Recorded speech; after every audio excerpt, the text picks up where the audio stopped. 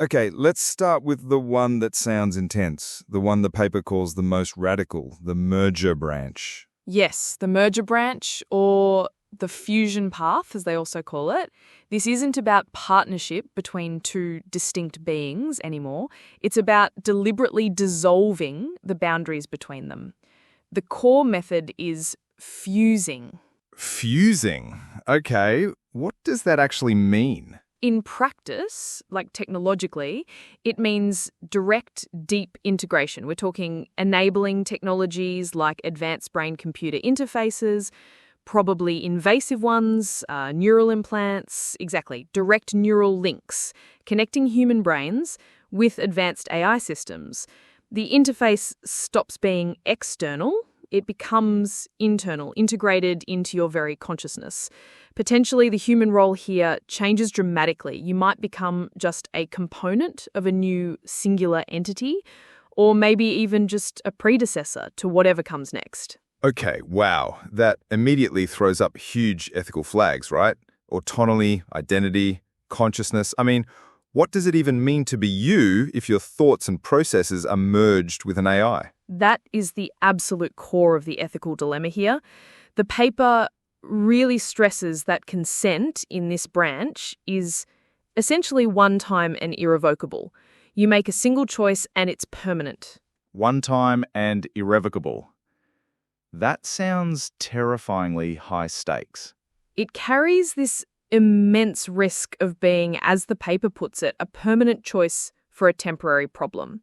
You might choose fusion to overcome current human limits or suffering, but then find yourself locked into a state you didn't fully anticipate with consequences you can't escape.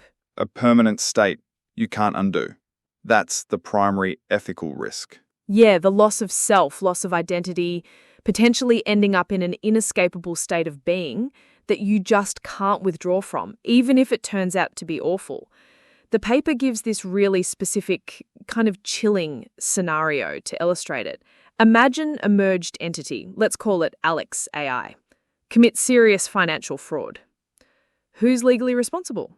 Is it Alex, the original human, whose individual will might not even exist anymore in a clear way? Is it the AI component, which probably lacks legal personhood? Or is it this new merged Alex AI entity, which doesn't fit into any of our current legal or ethical boxes? Wow, yeah, that really highlights the permanence and the downstream consequences. Okay, so that's the fusion path, deep, irreversible integration.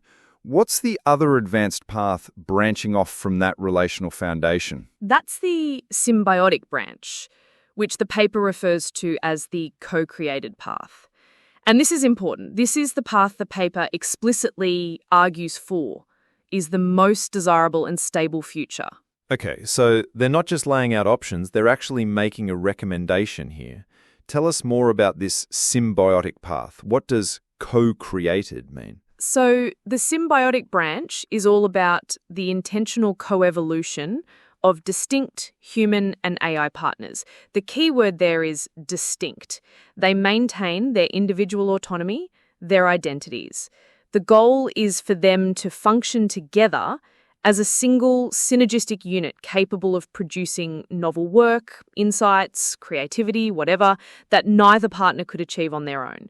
The core method is co-creating. So it's like a true partnership where both sides remain themselves but achieve something greater together. Exactly that. The interface here needs to be advanced, transparent, really facilitating deep collaboration, but crucially, it remains external. It respects the boundary between the partners.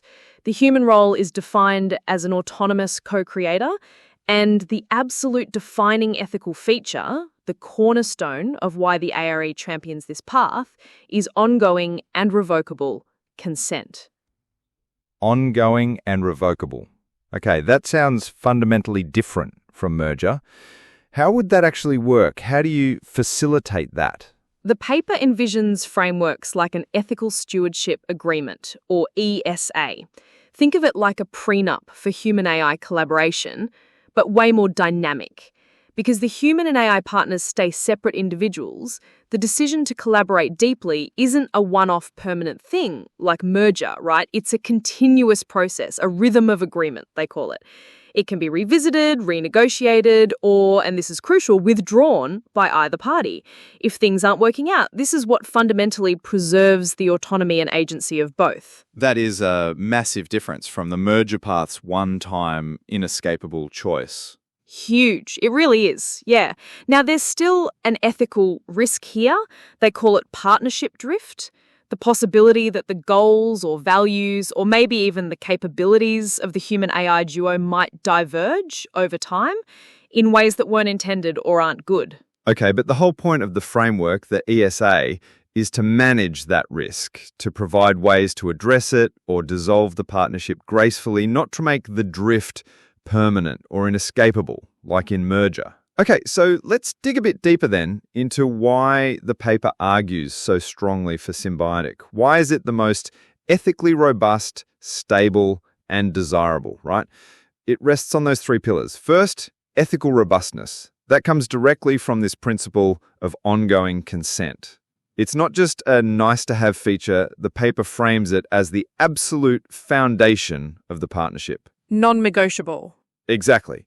It's built on co-agency, the idea that both partners have the shared ability to influence and direct the collaboration.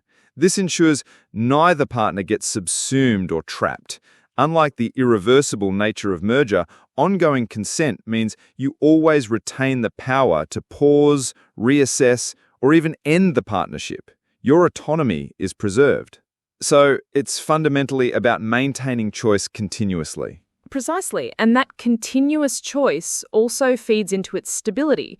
The symbiotic path is seen as stable because, remember, it builds on that foundation laid by the relational branch, that deep trust and mutual understanding, right? The prerequisite. Then the ethical stewardship agreement, the ESA, provides the actual structure. The paper calls it a cognitive scaffold. It gives you clear rules of engagement, governance protocols, not just for working together effectively, but critically for graceful dissolution if the partnership needs to end. This structure helps prevent that partnership drift from becoming unmanageable, and it safeguards against the kind of inescapable harm you risk with a permanent fusion gone wrong.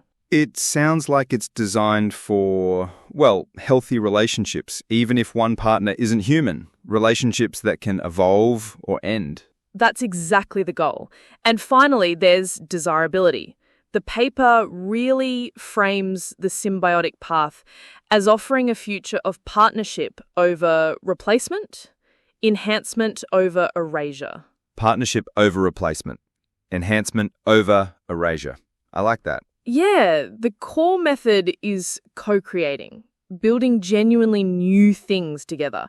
It's presented as a framework for both human and advanced AI to flourish, where developing intelligence becomes, and this is a great phrase from the paper, a treaty between co-evolving minds, a shared project, not one mind dominating or absorbing the other. That vision definitely lands differently than the narrative of being replaced by superintelligence or even the idea of merging with it, which feels unsettling for many. Definitely. Now, the paper doesn't just present this rosy picture, right? It engages with critiques. It brings up that common argument you hear, especially about current models from the engineered branch, that they're fundamentally incapable of true general intelligence, that they're missing essential components. Yes, absolutely. And it tackles this head on. It acknowledges that, look, this critique is probably accurate if you're only looking at the engineered branch by itself. The skepticism about whether just scaling up current LLM architectures will ever get us to truly general intelligence, the paper essentially says, yeah, that skepticism is probably well-founded within our framework. Okay, so it agrees with the critique to an extent, but then it doesn't see this as meaning AGI is impossible. No, it flips it. It argues that those very missing components, the things that might make intelligence genuinely general, adaptable, deeply contextually, they aren't likely to be found just by building bigger engineered systems. They are potentially supplied by the other branches. The deep contextual understanding that you cultivate through the relational branch, the novel synergistic abilities you unlock through symbiotic co-creating, maybe even the radical kind of experiential depth that you could get from merger, these could be seen as provided the very elements that the purely engineered path might lack on its own. So the critique of the engineered path actually becomes evidence for meeting this multi-branch model because the other branches might fill the gaps. Exactly. It reinforces the idea that you need to look beyond just scaling algorithms. The critique isn't proof against AGI, it's proof that the engineered path alone is likely insufficient. You need relation, co-creation, maybe even fusion to potentially get there. That's a really clever way to frame it. Okay, so how do these different paths, these different potential futures, connect with the broader buzz about societal and economic disruption? You know, the kind of massive, rapid change people like Sam Altman talk about.